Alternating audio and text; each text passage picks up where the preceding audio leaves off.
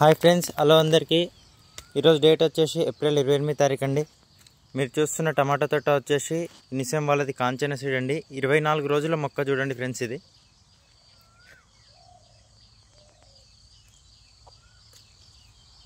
ఎలా గ్రోత్గా ఉందో చూడండి ఫ్రెండ్స్.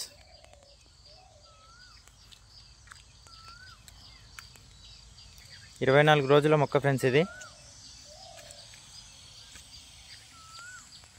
ఎలా ఉందో కామెంట్లో చెప్పండి ఫ్రెండ్స్. అలాగే సబ్స్క్రైబ్ చేసుకోండి ఫ్రెండ్స్.